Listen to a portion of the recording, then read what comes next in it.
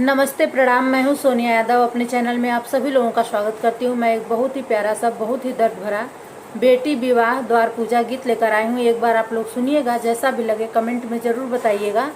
और जो लोग चैनल में नए हैं, चैनल को सब्सक्राइब करें, लाइक करें, ज़्यादा से ज़्यादा शेयर करें, अपना आशीर्वाद प्यार जरूर दें। धन्यवाद। शंकर रऊ रे गलिया जी पापा, शंकर रऊ रे दुआर, शंकर रऊ रे गलिया जी पापा, शंकर रऊ रे दुआर। हाथिया आई है पिया सले पापा, पोखरा दान खनवाए। हाथिया आई है पिया सले पापा, पोखरा दान खनवाए।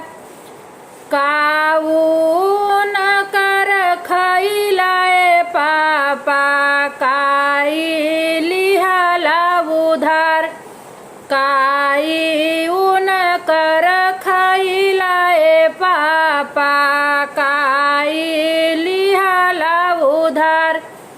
कवन करन बलुहर लाए पापा, साजन छेकले दुआर।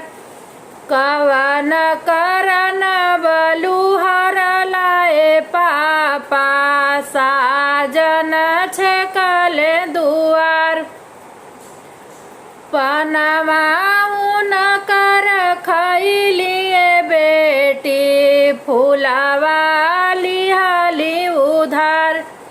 पनमा उन कर खैलिए बेटी, फूलवा रखली उधार।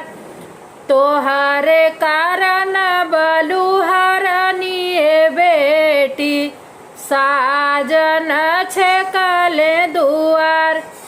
तोहरे कारण बलुहर निये बेटी, साजन छेकले दुआर।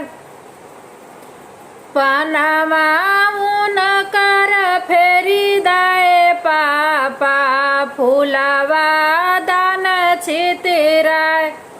पनमा उन कर फेरी दाए पापा, फूलवा दान छितराए।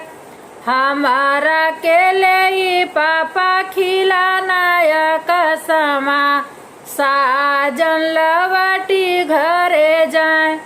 हमारा के ले पापा खिलानायक समा, साजन लवटी घरे जाए। हमारा के ले पापा जिनी बैठैहा, साजन लवटी घरे जाए। हमारा के ले पापा जिनी बैठैहा, साजन लवटी घरे जाए।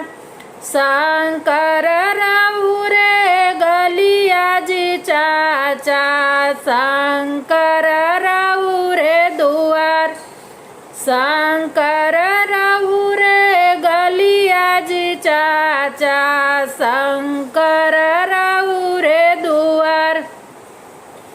हाथिया आई है पिया सले चाचा, पोखरा दान खनवाए।